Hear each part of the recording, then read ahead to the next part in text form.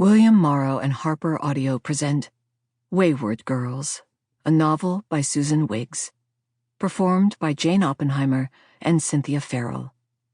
Author's note read by Susan Wiggs.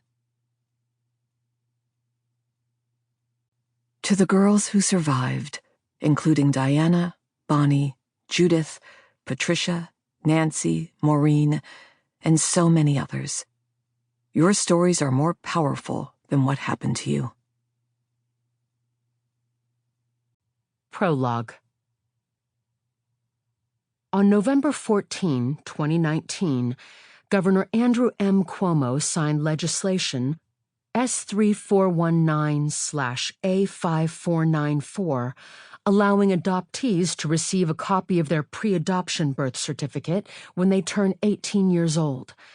The application process began on January 15, 2020. February 17, 2020. Buffalo.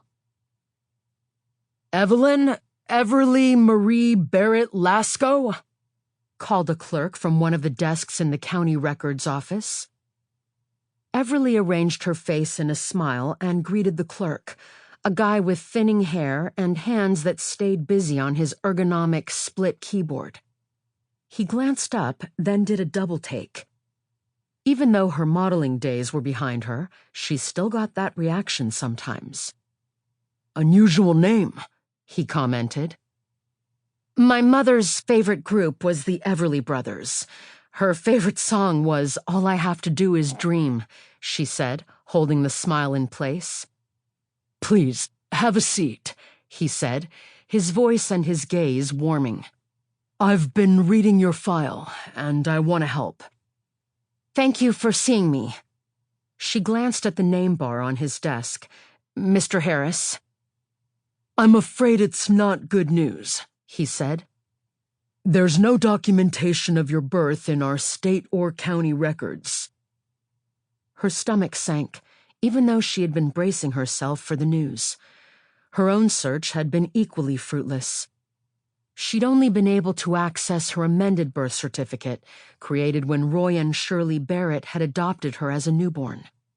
At that moment, her true origin had been automatically and permanently sealed. Her past was a secret locked in a vital records room somewhere.